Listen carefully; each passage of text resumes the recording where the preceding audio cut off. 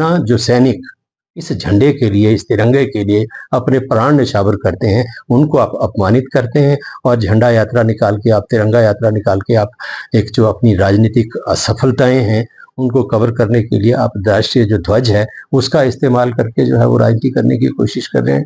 आपको शर्म आनी चाहिए, क्योंकि देश के गौरव और देश के सम्मान से जुड़ी तमाम जो चीजें हैं उनका आप राजनीतिक हितों को साधने के लिए इस्तेमाल करते हैं। कहा है कि जो देश की सेना है वो भी प्रधानमंत्री नरेंद्र मोदी के सामने के चरणों में नतमस्तक है। आप भारतीय जनता पार्टी के लोगों की जो मानसिकता है उसका इससे भली प्रकार अंदाजा लगा सकते हैं। वास्तव में भारतीय जनता पार्टी नरेंद्र मोदी को देश से ऊपर मानती है, देश से बड़ा मानती है और इनके लिए नरेंद्र मोदी ही देश है, नरेंद्र मोदी ही भारत है और नरेंद्र मोदी ही सब कुछ है। और नरेंद्र मोदी का महिमा करने के चक्कर में, नरेंद्र मोदी की स्तुति करने के चक्कर में ये किसी का भी अपमान करने का जो काम है वो कर सकते हैं। तो ये टीम बनी है जिसमें सभी दलों के लोग शामिल हुए हैं और वो दूसरे देशों में जाके जो भारत की असली स्थिति है वो रखेंगे। पर ये भी ठीक है, भारत इसमें हमारी जो सरकार है, मैंने जैसा कि कहा कि इस मसले के ऊपर शुरू से लेकर अब तक लगातार फेल हुई है, असफल हुई है। आपने जब हमला किया, आप जिसके ऊपर हमला करने जा रहे हो उसको कह रहे हो कि हम आपके ऊपर अटैक करने वाले हैं, क्या बताएंगे अब आप विदेश जाके? ठीक है, ये जो हमारा जो देश है इसकी जो शौर्य गाथा है और देश का जो एक महाशक्ति के रूप में एक स्थापना पूरे विश्व में हुई है, इसके विषय में मैं नहीं समझता किसी को कुछ कहने की, कुछ बताने की जरूरत है। और पाकिस्तान के विषय में ये पहले से स्थापित है कि पाकिस्तान आतंकवाद की फैक्ट्री है और इस चीज को आप अंतर्राष्ट्रीय स्तर के ऊपर किस तरीके से पाकिस्तान के खिलाफ माहौल बनाते हो, आप उसमें भी असफल रहे। ये जो पहलगाम वाला हमारा घटनाक्रम हुआ जिसमें हमारे लोग शहीद हुए और उसके उपरांत जो अटैक हुआ और उसमें भी हमारे नौजवान, हमारे देश के जो सैनिक हैं शहीद, उनकी शहादतें हुई हैं। जो क्रॉस बॉर्डर शेलिंग में जो है हमारे सिविलियन जो हैं उनकी भी शहादतें हुई हैं। तो ये तो दुनिया को बताने में असफल, जो मैं कहता हूँ कि अपना पक्ष नहीं रख पाई हमारी सरकार। टोटल मैंने कहा कि शुरू से लेकर अब तक ये फेल हुए हैं, मिस हैंडल इन्होंने इशू किया है, इसलिए मैं समझता हूँ शायद इसकी जरूरत पड़ी। भारतीय जनता पार्टी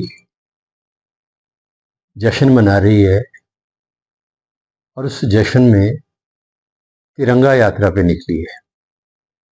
शायद संसदीय क्षेत्र स्तर के ऊपर ये हिमाचल प्रदेश में इनका आयोजन भाजपा कर रही है।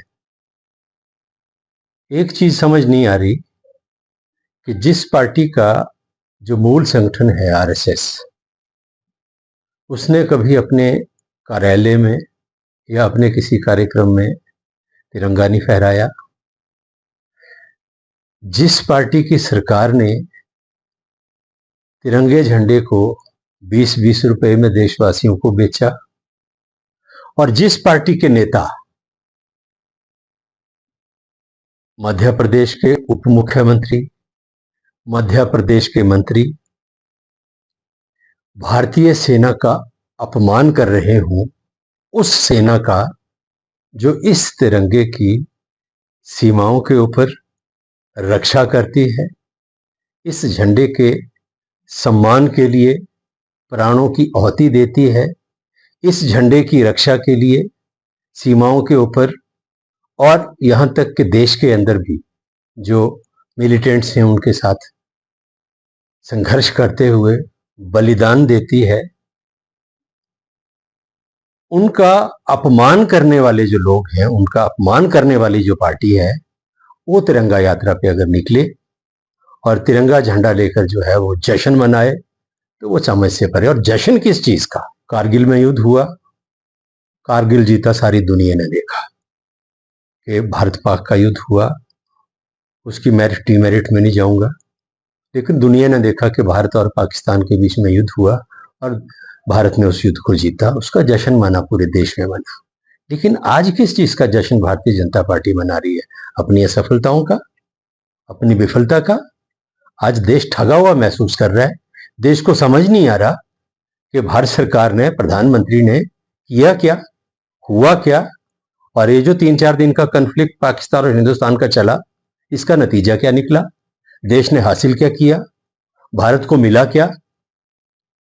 और अब तो एक और नई चीज निकल के आ गई है जो बहुत ही दुर्भाग्यपूर्ण पहलू है। और वो क्या है कि विदेश मंत्री ये कह रहे हैं कि पाकिस्तान में स्ट्राइक करने से पहले हमने पाकिस्तान की सरकार को बता दिया था कि हम स्ट्राइक करने जा रहे हैं, टेररिस्ट के जो कैंप है उनको स्ट्राइक करने जा रहे हैं। दुनिया के इतिहास में ऐसा कभी नहीं हुआ कि आप कोई देश दूसरे देश में एयर स्ट्राइक करने जा रहा हो, किसी भी तरह का आक्रमण करने जा रहा हो, उनके टेरिटरी में जाके अटैक करने का उनका इरादा हो, करने वाले हों, और जो अटैक करने वाला है वो दूसरी कंट्री को जाके बताए कि हम आपके ऊपर हमला करने वाले हैं।